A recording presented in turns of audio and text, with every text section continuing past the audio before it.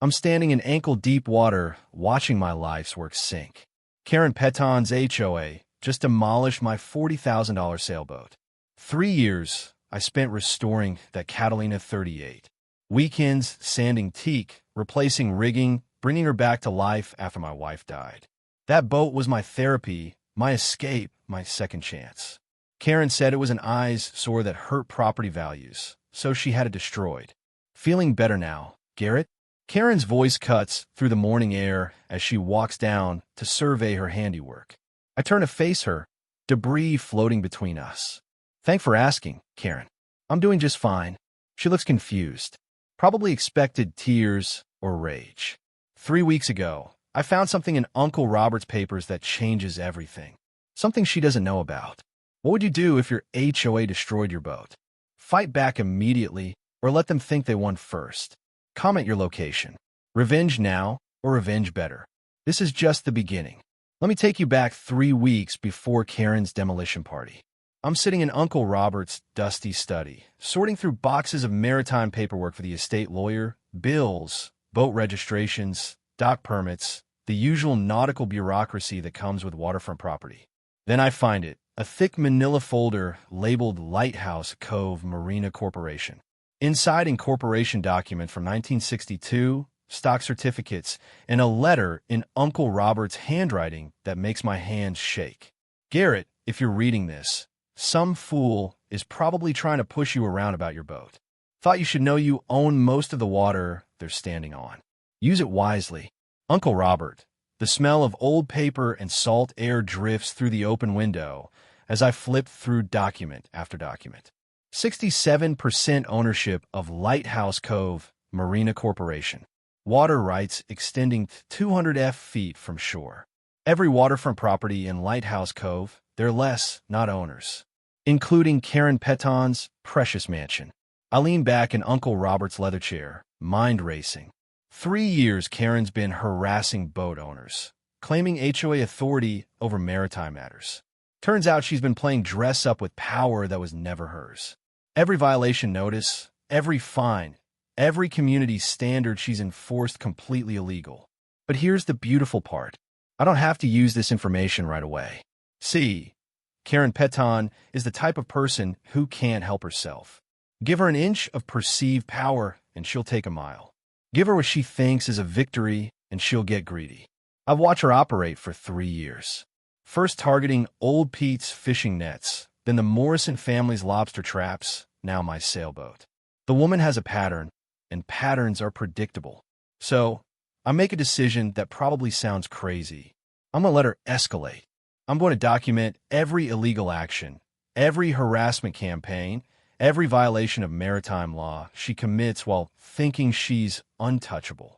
And when she finally crosses the line into criminal territory, which she will, because people like Karen always do, I'm going to drop the hammer. My maritime lawyer confirms what the documents already told me. Marina corporations supersede HOA authority on waterfront matters. Period. In coastal disputes, corporate water rights trump neighborhood associations every time. But the timing has to be perfect. Strike too early and Karen just backs down, maybe resigns from the HOA, moves away. Strike at the right moment, and she destroys herself so completely that no future Karen will ever try this again. The creak of dock planks outside Uncle Robert's window sounds different now. That's my marina out there. Those are my tenants. And one of them has been masquerading as the landlord for 3 years. I start keeping a journal. Every Karen interaction, every illegal demand, every harassment incident against local boat owners. The fishing community starts opening up when they realize someone's finally listening. Stories pour out.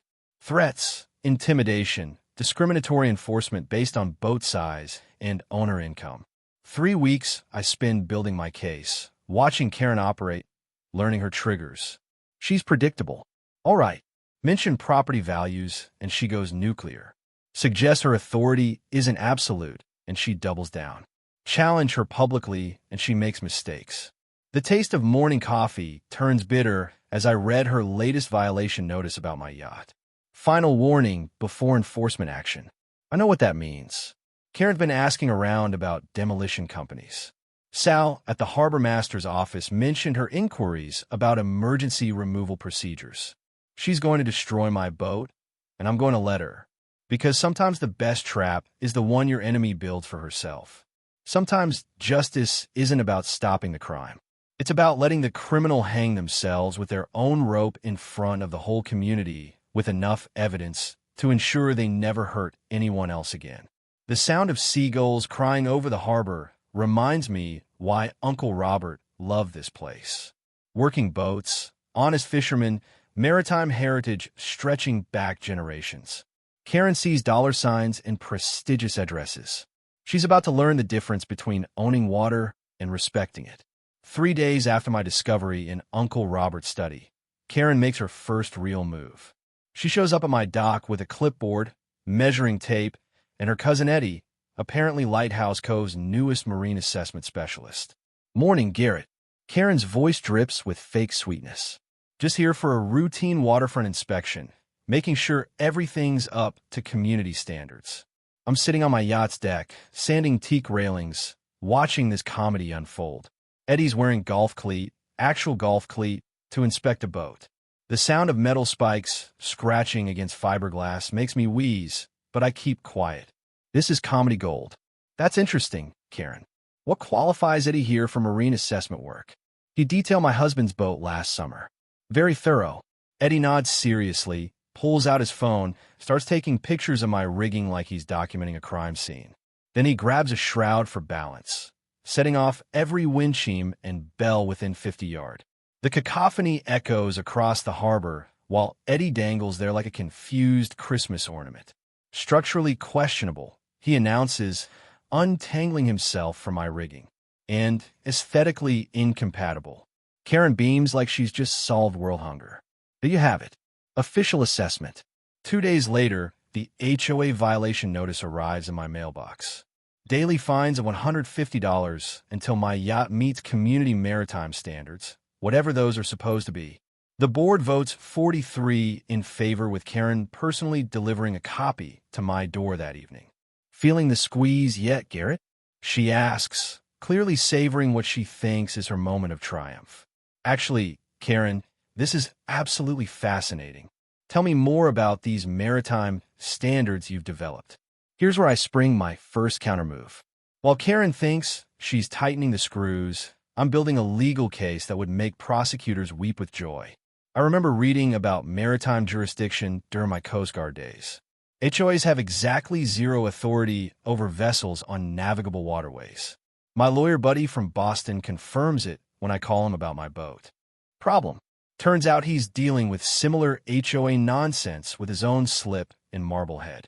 The county courthouse becomes my second home as I dig through Marina, lease documents, and property boundaries.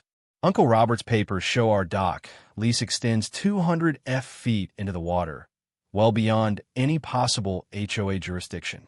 I file formal challenges with the State Harbor Commission and send Karen a strongly worded cease and desist letter about maritime law overreach. The smell of fresh coffee and bacon grease fills the waterfront diner as news of the challenge spreads through the fishing community. They rally immediately. A coffee for the Coast Guard donation jar appears overnight behind the counter. She tried making me move my lobster traps because they were visually disruptive. Pete Torino tells me over morning coffee. Disruptive to the fish, I guess. Captain Morrison nods grimly. Same woman told me my nets violated some aesthetic covenant. Lady doesn't know a seine net from a closed line, but she's got opinions about everything floating in this harbor. Meanwhile, Karen's busy organizing her own concerned homeowners group, trying to rally support from the yacht club crowd and newer residents. But here's the thing about bullies. Once people see them get challenged publicly, they start looking a lot less intimidating. The local newspaper picks up the story with obvious relish. HOA versus Coast Guard veteran. Who controls the water? The reporter clearly enjoying the David versus Goliath angle, especially when Karen refuses to comment and refers all questions to her legal team. What legal team? Eddie the golf cleated boat detailer. 3 more boat owners come forward with similar harassment stories over the next week. Turns out Karen's been playing this intimidation game for years. Pressure, harass, and force out anyone who doesn't fit her narrow vision of waterfront elegance. But here's her problem. All those previous victims just took their boats and left quietly. I'm not going anywhere. And every single day she continues this charade, I'm documenting another clear violation of state maritime law. Social media erupts on the town Facebook page, with fishing families sharing their own Karen stories. The yacht club crowd stays mostly quiet, but I notice some of them avoiding eye contact with Karen at the grocery store. Then comes the phone call that changes everything. Mr. Blackwood, this is Rebecca Palmer from the county assessor's office. We've been reviewing waterfront property tax claims following your Marina Corporation inquiry, and we found some significant irregularities with the Peton property. Are you available to discuss your corporate water rights and her tax assessment claims? The taste of victory starts mixing with my morning coffee. Not because I'm winning yet, but because Karen's about to discover she's been claiming water rights she never legally owned on property that's been paying the wrong taxes for 3 years running. Funny how people who love throwing their weight around never bother checking whether they're actually standing on solid ground. The county assessor's call lights a fire under Karen like I've never seen before. Within 48 hours, she's hired an actual marine surveyor. Not Cousin Eddie this time, but a guy with credentials and a clipboard that looks official.